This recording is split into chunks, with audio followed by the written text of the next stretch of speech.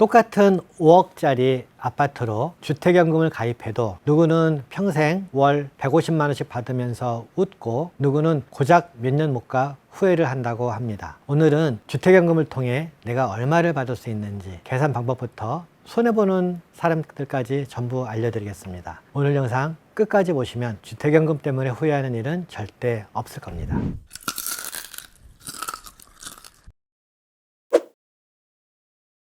안녕하세요. 저는 건국대학교 부동산학과 유선종 교수라고 합니다. 석박사 논문을 주택연금으로 썼고요. 주택연금을 받아서 어디에 쓰나 봤더니 상당 부분을 주거비에 쓰는 것을 확인했습니다. 절반 가까이 되더라고요.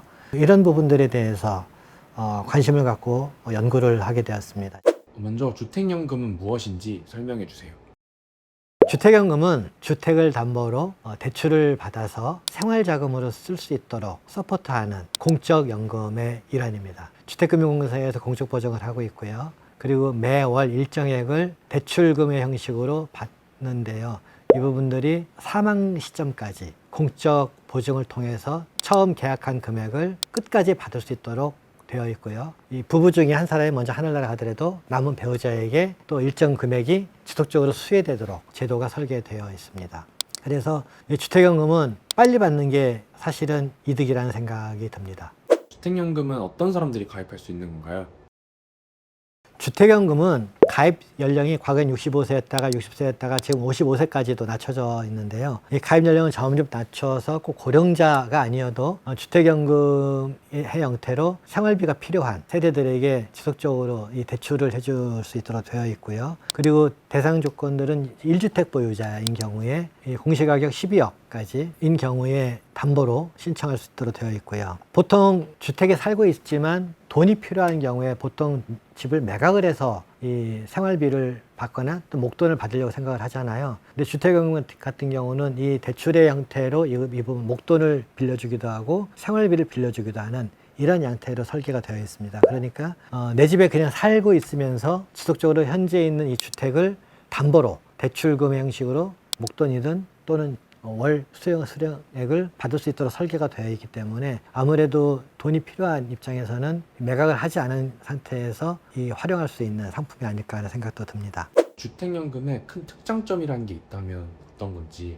이 주요 특징으로는 연금의 형태가 종신지급형도 있고요. 일정 기간 지급형도 있고 일시금 혼합형도 있습니다. 말씀드린 것처럼 종신지급은 일정액을 매월 하늘나라 갈 때까지 받게 되는 거고요. 일정 기간 지급형은 뭐 10년이든 20년이든 딱 정해놓고 한도를 정해서 받는 금액, 월 금액을 나눠서 받는 거고요. 일시금 혼합형이라고 하는 거는 목돈이 필요한 경우 목돈을 일시금 받고 그리고 월 지급금을 또 함께 거기다 설계를 해서 담보 한도 내에서 대출을 받을 수 있도록 한 이러한 설계의 형태입니다. 그리고 이 주거안정이라는 특징이 있는 거는 현재 이 집에 계속 살게 해드리는 거잖아요. 대출 받았음에도 불구하고 소유권을 가져가거나 집에서 나가라고 하는 게 아니라 그냥 계속 스스로 사는 거주에 대한 계속성을 부인하지 않는 상품이거든요. 그러니까 현재 있는 집에서 계속 살면서 돈을 땡길 수 있도록 되어 있기 때문에 주거에 대한 안정성이 확보가 됩니다. 그리고 이에 대해서 이렇게 하는 상품에 대한 개런티를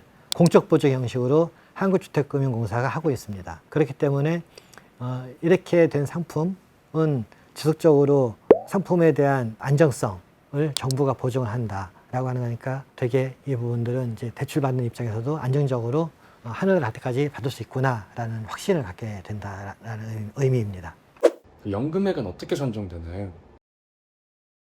연금액 산정은 주택가격이 있잖아요. 주택가격에 예를 들어 12억이다. 그러면 그 중에 절반, 6억 정도를 한도로 해서 그 한도 이상은 대출 설정이 안 됩니다. 그렇게 해서 설정을 해놨고요. 예를 들어서 5억이다 하면은 이 주택가격이 한 2억 5천이나 3억 정도를 한도로 설정을 하고 그 한도 금액 내에서 대출금을 설정을 합니다. 그럼 집값 1억당 얼마가 나온다고 보면 될까요? 이 기본 연금액이 만약에 이제 주택 가격이 1억이다라고 할 때 월 지급금은 집값과 나이 그리고 방식, 종신형이냐 확정기간형이냐 이런 거에 따라서 좀 달라지게 되는데요. 통상적으로 1억 원을 기준으로 할 때 60세다, 70세다, 80세에 따라 다른데 60세인 경우에는 약 월 22만 원 정도, 그리고 70세인 경우에는 약 30만 원, 80세인 경우에는 월 약 45만 원 정도. 그러니까 한 20만 원에서 40만 원 정도가 60에서 80 사이에 신청했을 때 받을 수 있는 금액이 달라집니다. 나이가 많을수록, 그러니까 남은 기간이 많지 않으니까 금액이 커지는 걸 알 수 있죠.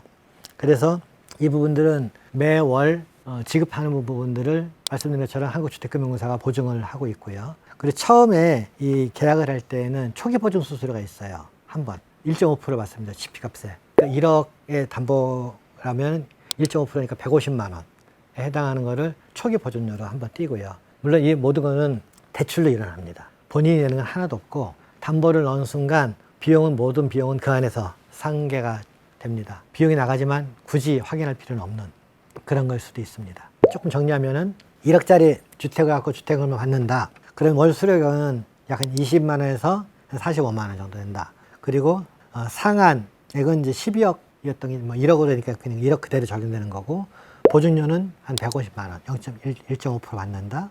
그리고 이제 부대 비용, 등기라든지 인지 비용 이런 거는 역시 다 그 안에서 해소된다. 이렇게 이해하면 될 것 같습니다. 2025년에 주택연금에 대한 개정 논의가 좀 있다던데. 아직 확정된 건 없고요.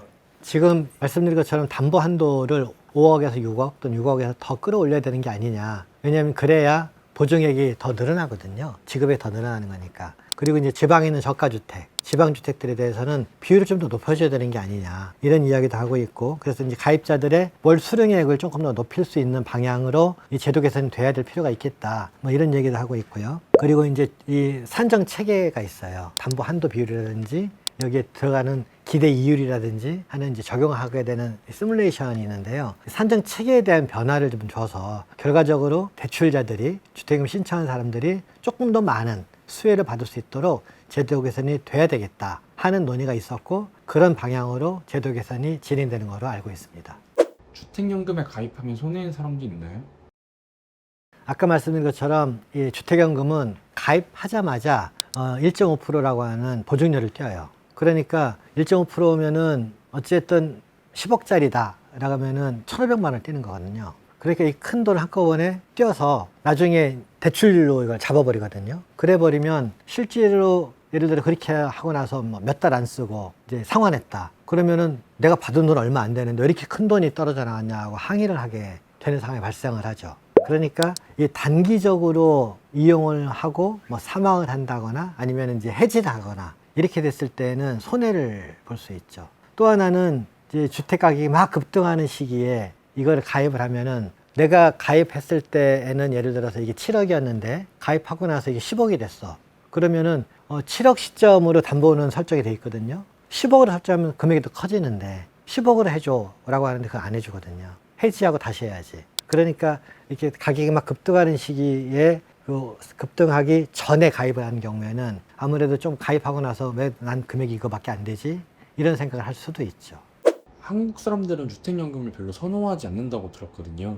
그러니까 우리나라 사람들이 주택연금을 꺼리는 이유는 이게 이제 동양적인 유교적인 사관에 입각한 게 있지 않나 하는 생각입니다. 그러니까 심리적으로 이 집은 내 집에 살아야 된다라는 거와 더불어서 주택연금이 어찌됐든 내 집을 담보로 하는 거잖아요. 결과적으로는 내가 하늘나라 가고 나면 이 집은 매각이 돼서 청산 절차 밟게 될 거라고 생각을 합니다. 이제 이렇게 생각을 하니까 그럼 자녀들한테 물려주는 게 아니네, 이렇게 이야기가 되는 거고, 이런 그 심중의 저항감이 우선 있는 것 같고요. 그리고 이제 집을 매각을 하게 된다라고 하는 부분들이 결과적으로 이제 그동안 내가 이 집 하나를 내 이름을 갖고 있었는데 어떤 이런 그 독립성, 자율성 이런 부분들에 대해서 좀 침해를 당하는 그런 부분에 대한 것도 좀 있고, 상속에 대한 부담도 아무래도 있지 않나 하는 생각이 듭니다. 또 하나는 주택연금을 받으면은 노후에 필요한 생활비를 다 받을 거라고 생각을 했는데 생각보다 이 대출금이 많지 않거든요. 그러니까 재정적으로 내가 생각했던 눈높이에 맞지 않는다라고 하는 것도 좀 아무래도 인식이 있고요. 특히 이제 이 젊은 나이에 가입한 사람들은 더더군다나 그런 생각을 많이 하게 됩니다. 그리고 또 하나는 사회문화적인 이제 요인인데요. 집을 담보로 해서 생활비를 받아?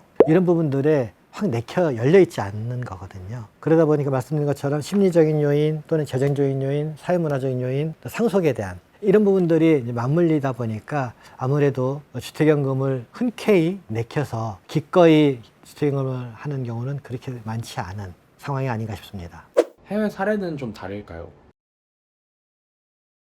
미국 같은 경우는 뭐 다양한 형태의 HCM과 홈키퍼라고 하는 제도가 있는데요. 미국의 주택연금 제도는 그래도 이제 노후의 생활 자금을 받는 안정적인 현금 흐름을 만들기 위해서 하는 부분들이거든요. 그래서 그들이 필요로 해서 하는 사람들한테는 꽤 많이 사용을 하고 있는 걸 알고 있고요. 일본 같은 경우는 우리나라와 비슷합니다. 부동산에 대한 소유의식, 그리고 주택에 대해서 어쨌든 상속을 좀 해야 된다라고 하는 이런 의식들이 있다 보니까 아무래도 조금 이제 이게 전국적으로 확대되질 않고 있거든요. 이제 그런 의미에서 보면은 아무래도 조금은 제한적일 수밖에 없지 않나 하는 생각입니다. 그러면 이제 주택연금을 추천하시는지. 제가 이제 이 주택연금을 오랜 동안 연구했던 입장에서 주택연금은 빨리 가입할수록 득이라는 생각입니다. 실질적으로 안정적인 현금 흐름을 노후에 한번 가입하면 그 가입한 금액을 평생 받게 되는 거거든요. 그러니까 안정적인 현금 흐름을 확보하는 되게 손쉬운 방법 중에 하나다. 그리고 이 집에서 내가 살고 있는 한 상환하라고 안 하거든요. 그리고 내가 하늘나라 가더라도 배우자에게 또 나오고. 그러니까 뭐 자녀들 크게 의식하지 않는다면 주택연금은 빨리 가입할수록 이득이 아닐까 그런 생각입니다. 그리고 주택연금은 기대수명보다 오래 살면 오래 살수록 더 또 이득일 수 있습니다. 왜냐하면 담보가치를 넘어서 대출을 받더라도 살아있으면 계속 주게 돼 있거든요. 그렇기 때문에 담보 한도와 무관하게 처음엔 담보 한도 설정합니다만은 평균 연령이라고 하는 부분들 플러스 알파로 설정을 하거든요. 그러니까 기대 수명보다 조금 알파로 설정을 했는데 그거보다 더 산다, 장수한다. 쉽게 말해 장수하면 장수할수록 이거는 큰 이익입니다. 흔히들 이런 말을 많이 해요. 자녀들에게 돈 많은 부모와 연금 많은 부모 둘 중에 어떤 부모를 더 좋아할 것 같냐 이렇게 물어보면은요. 연금 많은 부모라고 해요. 왜냐하면 돈 많은 부모는 돈을 빨리 물려받기를 원하잖아요. 빨리 물려받는다는 말은 어떤 의미죠? 하늘나라를 가야 빨리 물려받잖아요. 상속이 되어야. 연금 많은 부모는 오래 살아야 연금을 계속 받거든요. 그러니까 연금이라고 하는 부분들에 대해서 자녀들은 훨씬 더 선호를 한다. 이런 농담 비슷한 말을 하는데요. 실제로 그런 의미에서 본다면 주택연금이라고 하는 거는 이렇게 연금을 일정 금액을 안정적으로 확보하는 되게 건강한 수단이 아닌 그런 생각입니다. 혹시 주택연금도 죽고 난 뒤에 상속 같은 게 될까요? 남은 자녀에게 만약에 청산을 해서 남은 돈이 있으면 자녀에게 돌려주게 돼 있고요. 청산했는데 부족해졌다. 그러면 주택금융공사가 공적보증을 한다고 그랬잖아요. 주택금융공사가 공적보증으로 그 손해를 감수하도록 되어 있습니다. 그러니까 이 주택연금은 상품 설계상 마이너스가 났을 때 정부가 손해보는 구조로 되어 있어요. 그리고 부동산에 잔액이 남아있을 때 자녀에게 돌아가도록 되어 있습니다. 그러니까 어쨌든 매각하는 과정을 거쳐서 청산의 절차를 밟고 청산했을 때 남으면 돌려줄 거고 모자랐을 때는 손 벌리지 않습니다. 정부가 떠안습니다. 그래서 공적 보증이라는 거예요. 매입을 하는 게 아니고요. 경매, 그러니까 공매 형식을 밟는 거죠. 예를 들어서 이제 해당 주택에 살다가 먼저 가입자가 하늘나라 가고 배우자에게 연금이 지급이 되다 하늘나라 갔다. 그럼 둘 다 없는 거잖아요. 그럼 그 상태에서 주택은 남아있죠. 그럼 이 주택에 대한 재산 정리를 하고 나서 집기를 다 정리하고 빈집 상태가 되겠죠. 이 상태에서 공매를 합니다. 공매를 통해서 매각을 하고 매각된 부동산에서 처분 청산하고 나서 남은 돈이 있으면 자녀에게 가고요. 상속이 되는 거고 남은 게 없다. 매각을 했는데 마이너스다. 그러면 공적 보증으로 그 손해를 감수합니다. 마지막으로 노후 준비하시는 분들에게 한마디 부탁드립니다.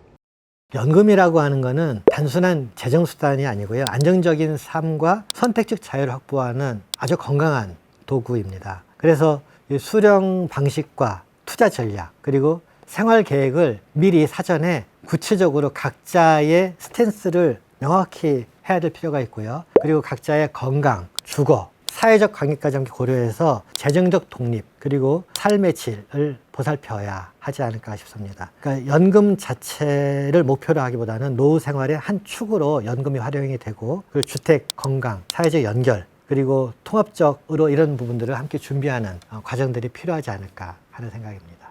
오늘 주택연금에 관련해서 자세하게 여러 가지 말씀을 드렸는데 내용이 좋았다라고 하면 좋아요, 구독 부탁합니다.